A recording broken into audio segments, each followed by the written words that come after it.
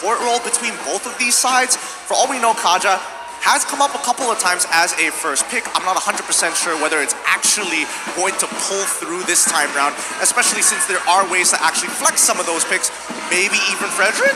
Yeah, and also there is Joy available on the map, and also Grok, one of the most viable flex pick in the entire meta.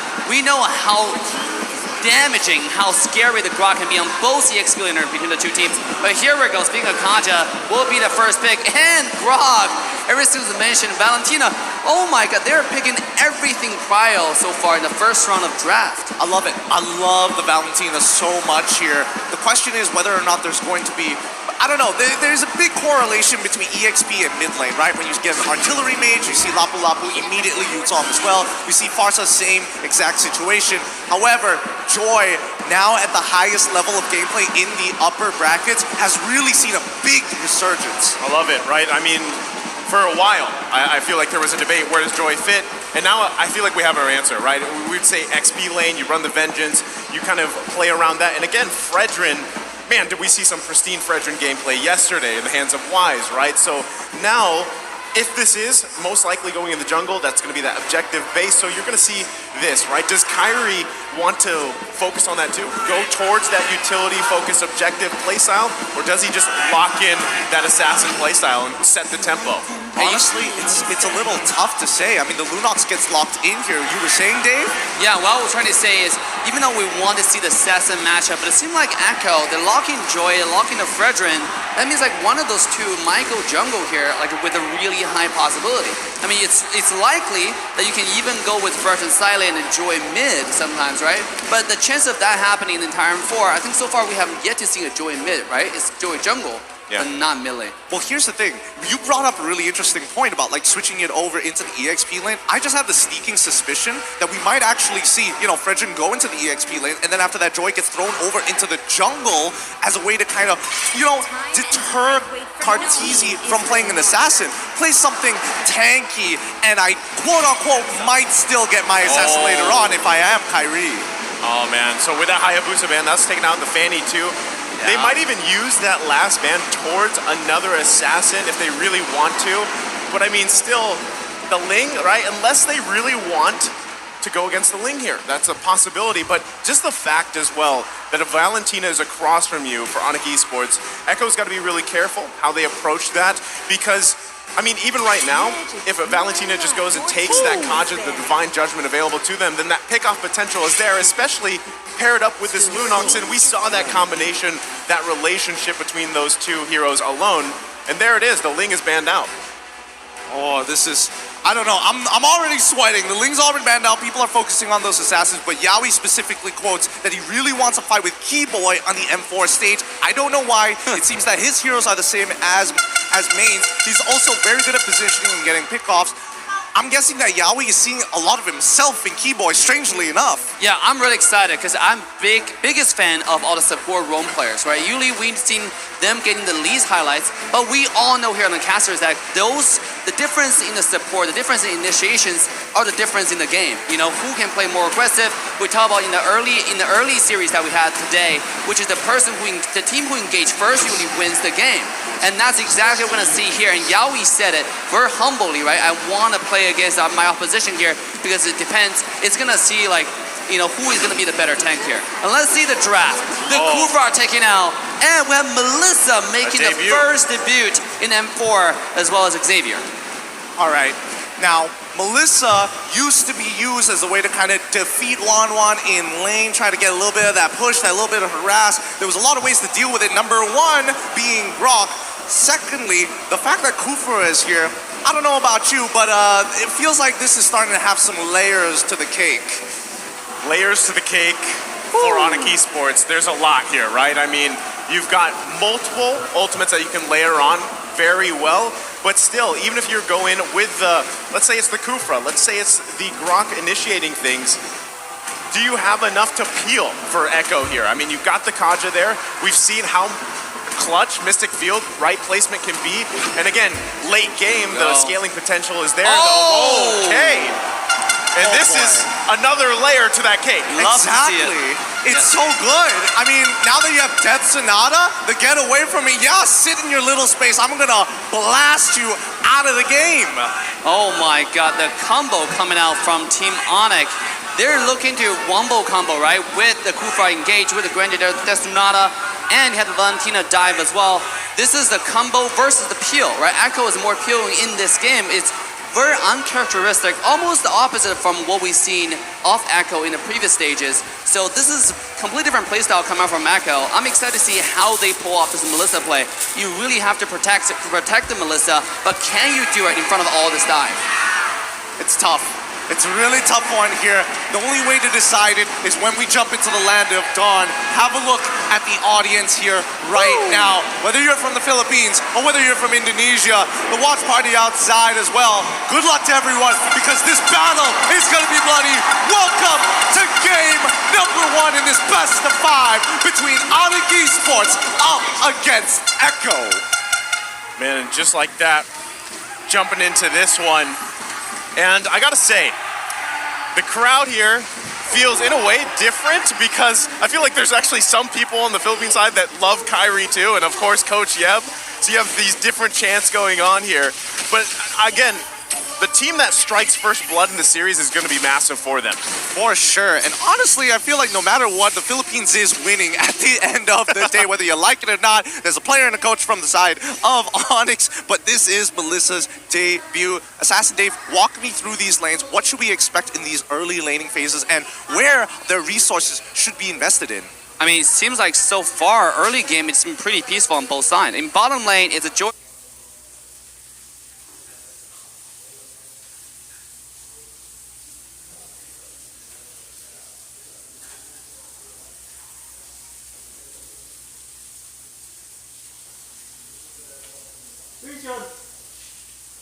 Versus the Grok, if you be a little bit of tanky on Grok, Joey's not going to do anything. The same thing vice versa, other side. But speaking of that, in the mid lane though, yep, Keyboy. Keyboy's find a little bit of poke, but not going to be too much. On the top side, Lunox versus Melissa, it's going to be like similar stuff. Like, you know, to even trade off, but you're not going to see too much. It's going to be pretty peaceful laning phase. Again, it comes down to Keyboy versus Yaoi. Who is going to engage first? Keyboy does have the early game advantage because he is Kufra. Speaking of that, here we go. Not looking good here. Onic Esports wants the first blood. Kyrie on the mark. Able to take down Yaoi with that Death Sonata, and it just played out so perfectly. I don't know about you, but it does kind of feel that Onic needs to make that first move all the time. They cannot play defensively against Echo, and Echo generally is going to be much better at the counter engagement, stopping this aggression. So now they have to take full advantage of the early game to start their lead. And then right now with his first turtle being up here, already having that advantage, but it's going to be Carl Teasy that starts us up. Notice too, Sans has that Divine Judgment available to them. They've got the numbers advantage. They've got the space here. They're going to go in. The flicker comes in. Turtle still going to be up here. Donnie comes out. Kyrie able to secure it, though. They're still going to continue. Sanford going in. Boots trying to get away here. Carl Teasy, a Bracer Draft. Can't get a kill, though. Onic Esports taking the turtle. Wow, that was disgustingly close to a steal there coming in from the Xavier overall. Didn't have the Enlightened form just yet, but if he did, I think that might have been the difference maker. But so far, Echo played it well. They only got caught up once, way before the turtle. But in that situation, you would expect more from Onic. They're playing more discipline this time and showing a lot of respect to Echo. And this is why this is a grand final worthy type of level gameplay, right? You saw the turtle gameplay. It's Sanford on the Joy going to the backline, but Kurfa, Keyboy with a beautiful skill 2, canceling the skill 2 of Joy, so Joy cannot dash, which allowed Kyrie to have the room to dish out the damage. Same with the Grok, same with Boost, right? Beautiful zonage to the entire side of Echo, which allowed the Granger to secure the turtle and actually walk away safely. You know, I actually thought Echo was gonna find like a retaliation, a kill or two, especially on Boots, who was so deep. But their objective was really clear and execution was crystal. Yeah, I think they also understand that right now isn't the time to fight.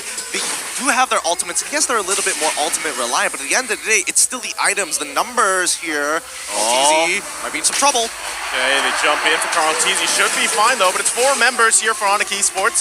They're gonna back off for now, and you know, like you guys were saying, it's really Echo Philippines does not have the firepower yet. Especially, we don't actually know how this Melissa is going to work out so far because it's the first time it's come out in the tournament. And you do know that Melissa needs some time to build up here.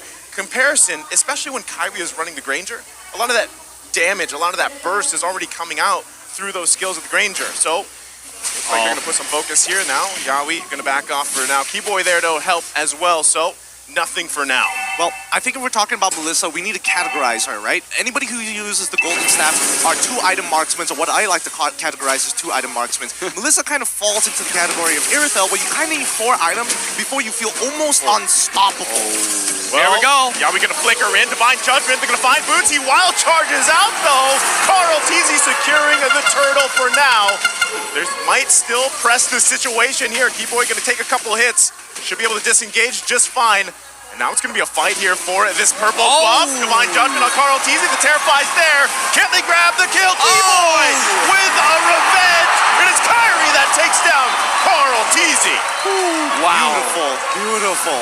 What a beautiful play there coming out from Sans, copying the Divine Judgment and actually wombo comboed along with Keyboy, right? He with the pull and with the ball. It was the ultimate from Kufa. It's absolutely beautiful to watch. At the same time, I gotta say, this is some like downside of Granger when you pick this character. You can't really get territorial control because this character is so easy to dive onto. And you need a lot of protection. Just now, that's a very nicely done from Aqua to zone Granger away, but they're a little bit too aggressive there. Just bit a little bit too much more than they can chew. But speaking of that, Onic decided to back away and play a little bit more safe. I do that too when I play Kufra. You know, where am I going? Where am I going? Where am I going? Which way is it going to go? It feels like Here we you're go. really dedicated to this top side, though. Oh, he's going to charge up. Onic Esports taking the disciplined route. They grab that tier 1 turret. Disengaging for now. I think overall, Onic, again, very nice aggression that we're seeing from them. But also, the fact is that Sans has that flexibility. They don't necessarily have to take the Divine Judgment. It's just a really powerful ability overall. And it feels like a waste to not take it, especially when Carl Teasy wants to peel for the rest of the team. So the easiest answer, just pull that front line away and jump right in to open with the Death Sonata. And also, I gotta say, Echo, despite the little bit defeat in the early game, just now when they have 2 dash, but think about going to the long term, going to the late game, right? The skilling game is definitely leaning towards Echo's favor. They have the Melissa late game. It's a attack speed marksman going to late game. He's going to shred every single frontline tank, right? I'm talking about Boots is not even a tank. He's going to build damage, a little bit of hybrid. Keyboy is going to disappear if he goes in and misses the skills. Now, the thing here is the playmaker is the wombo combo. Is Kyrie going to sync with Boots and Keyboy to jump in together, which I'll find out. Here we go, the third and last turtle of this game. Oh, Kyrie going to commit the ultimate here. Oh. Goes in with a wild charge. Carl Teasy able to secure it. Yaoi's going to be in trouble here. They're trying to follow up. Sans can't get the pull he wants. Sanji taking the Sans down. And now it's EW on the run. Dawning Light comes out. What a brilliance to dodge the Dawning Light. It's only going to be 1 down for now. Onic Esports giving a call back, but they lose the turtle. Sealplay gonna come out, nothing committing just yet. Keyboy spinning around again. But all they can do is defend for now. Oh, they finally, okay, so now they back off, they're looking for the reset. There is a good push on that top side. That tier 1 technically should fall. But wow, Yaoi, that reaction time to the instant flicker coming in from Boots and locking him down with the Divine Judgment. And who else can produce that? Who can produce that move? Yeah, but going to the late game, you know, I also want to go back to the point that Echo is playing the skilling game, right? Now, skilling me, and they're winning. You know, you have Senji under this Xavier. If it gets you late game, once Xavier finished 3 core items, especially the Clock of Destiny, Lightning Truncheon, it's going to be absolutely insane. Oh, speaking of that, here we go. Echo playing a little bit more aggressive. Oh, yeah, he doesn't have the flicker available, so he couldn't commit exactly the way he wanted to. But it just backs off for now. Again, they got to respect this damage also coming out from Kyrie. You saw he just picked up that Malefic Roar. He's going to hurt much more. Keyboy going to charge up. Under the turret he goes. He's got the flicker. He's going to get Divine Judgment himself. Dawning Light comes out. It's Benny Cutie with a kill here. They're going to back off, still taking their time. They're happy with 1 kill. And Onic Esports going to back off. That was so nice. Now we have a very clear idea of how Echo wants to play, right? It's a hook, spear, and shield strategy. Very similar to Mincetar. You look to hook that one person in, the Carl Teasy comes and blocks as much damage as he can so that Onic cannot follow up with the Death Sonata. He just needs to be in the right place at the right time. At the same time, that does mean the bottom tier 1 tower is in trouble for the side of Onic. But Echo now, with the pressure they gain, they're able to easily push a lot of pressure on the bottom side. Speaking of that, here we come. Okay, Carl Teasy was there. He had the vision. Lord's going to be up now. Both teams, you're going to see them just kind of ensue this Lord dance. And you got to also keep an eye, right? Sans does have the Divine Judgment. So right now, Echo knows this. They're not going to commit. I mean, topside, Joy has to actually maintain that wave. And Onic, even though they could want to bait out a fight here, I don't think they want to start it too soon unless they know the positions of the Echo members. And now they're walking up. Like, you can see that Yawi is very clear where he's going to be. Keyboy looks to engage. Yawi knows Sanford's going to go in. It's Kyrie that secures the Lord. Sans going to be trouble. He's going to flick around. Sanford grabbing the kill. Echo looking for a collapse here. The dawning light's going to come out. It misses its mark. Kyrie going to be in a bad position. Has to go out. Keyboy, though. Sanji unleashing. Appraiser's Wrath will miss. Not finding the mark, but CW falls as well. And Echo is punishing Onic Esports. Huge mistake there coming in from Onic. That Mystic Field into the tri-buff, cutting off an extremely crucial funnel point. And just Onic members walking into it and getting caught up even though it was clear the Mystic Field was active. Oh my god, and that's just showing you how deadly Joy can be on the EXP laner. He literally 1v5, right? He walked in, popped the Vengeance, and what are you gonna do? Sense just died and Kyrie was trying to help. Nobody can help, you know, because he's so tanky. He has immunity to claw control. At the same time, if you hit him, it's like hitting yourself. But worse, he doesn't have a shield, has an ultimate just to take all the damage that reflects onto you. So, what a beautiful, beautiful character. Beautiful pick here, in this case, to dive on the carry and dive on the sands. Here we go. Gonna come out here, they get the wild charge! But the getaway comes out from Benny Cutie, disengaging the fight. Great reaction time coming out from Echo. Boots needs to realize that he's becoming a little bit more predictable and he needs to make sure that his passive is on a line when he does it. Even the smallest 0.5 gap in his passive can get countered. This is nuts. This is absolutely nuts. Let's take a look at the items of the power spike. Melissa already finished 3 core items. The damage online is not going to be really good against tanks because it doesn't have any penetrations and melee damage and critical damage. Look at Granger though. It's Hunter Strike, Malefic Roar. This guy is doing pure penetration. It's just gonna be that burst of skill damage. Here we go. Oh no, are we gonna find his target here? Keyboy's gonna be in trouble. Razor Wrath gonna come down, but the stun comes out. A massive revenge. Yawi's in trouble. Carl Teasy falls. It's Onic Esports trying to turn the tide. But look at Sanford. Double kill for Benny Cutie as well. It looks so good, but it turned out bad for Onic Esports. What a counter engage here. You think you're gonna take out your boy Keyboy. He makes the play after absorbing and soaking so much, but Benny QT, Inspire and a quick puppet chunking out 4 people at once. I have to see his items. I need to know, how did he do this? He is building pure burst right now. Speaking of that, it also is a tough task for CW. He has to find the flanks, he has to find the Ruby DD combo onto the backline, because if he doesn't, this is gonna spell trouble or doom for Onic Esports. I mean, again, this is a skilling game. The later it gets, the worse it gets, and there are 2 hyper carries for Echo side, right? You have to worry about the Xavier, you have to worry about the Joy, you have to worry about the Melissa. I mean, which one do you go to? As long as they don't overlap the position, you have to find the most important one. I think at this point right now, it is going to be Benny QT. Yeah, it's, I mean, you have a really big decision here to make on who you're going to focus if you're Onic Esports here. And especially if Sans can get that Divine Judgment, they're going to force Echo back off this Lord the best they can, but Carl Teasy still going to continue it. They're going to look for the advantage the way they can. Also, Sanford, keep an eye on him, making his way down to the Lord fight. He'll conceal play gonna come out. Keyboy gonna get caught with the Divine Judgment. Can he get away from there? Tyrant's Rage comes out. Keyboy's still gonna be alive. Carl Teasy falls into the bush. Mystic Field comes out. Dawning Light, they get the flicker, but look at Sanford. Under the turret he goes. Still looking for another kill. Onic Esports shutting him down. Paying the price. But Benny Cutie's still here. Boots in a bad position, but Echo's gonna call it off for now. Oh, Keyboy's still alive. My God. Okay, a 2-for-1 trade. It works out for Onic, but I think now is the right time to talk about battle spell economy right now, because that's the only difference maker for Onic to be able to get in and out of fights consistently. Without their battle spells, they can't really force out plays. They cannot really get as much value as they want to out of their Wild Charge or even the Tyrant's Rage. Here we go. Another potential fight here, but this Lord is so very important to break even for both sides. Oh, Echo right now maintaining about 2,000 to 3,000 gold lead. At 30 minutes into the game, that's almost nothing. You're absolutely right about the battle spells.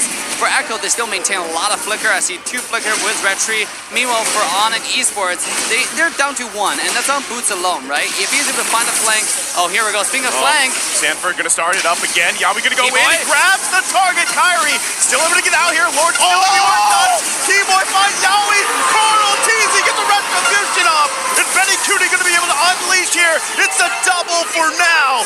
Echo Philippines still gonna look for another. Mystic Field comes out. The dawning light finding 2. Sanford pressing the situation.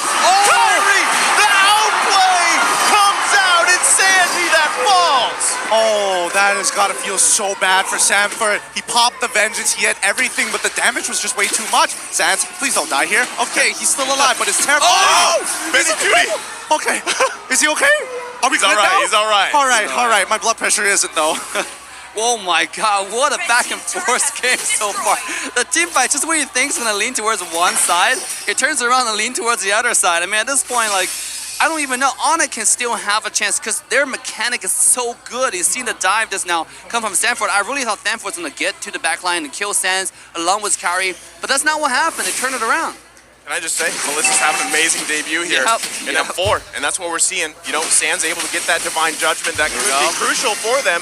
They got to be careful here how they juggle this Lord around, protecting the top side here. Seal play is committed. Onic Esports still going to hold on just fine for now. Sanford trying to clear at that mid lane.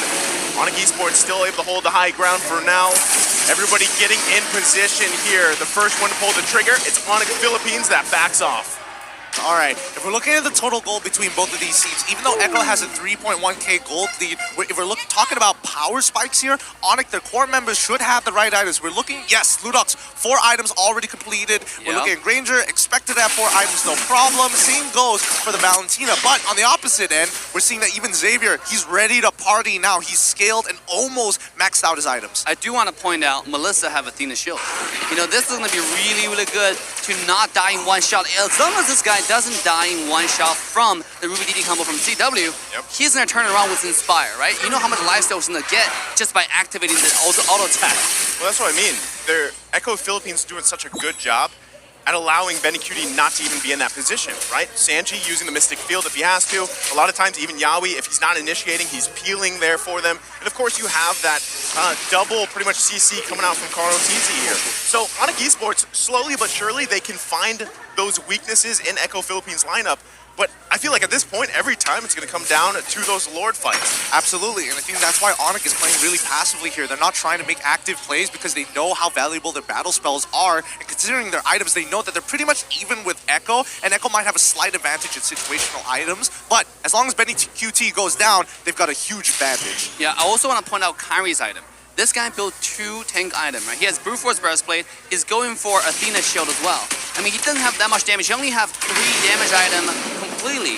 Now, that means with the beefy frontline like Fredrin, like Kanja, it's going to be kind of hard. We already seen how much Senji is doing with Xavier, with the Downing Light combo. It's absurd at this point, and Granger is going to be hard to walk up. Vision comes out. It seems like this might be a Lord they want to steal or just give it away to Echo. Here we go. They're going to come out with the conceal play. Lord going to be half health here. Trying to get a position the best they can. Keyboy going to charge up.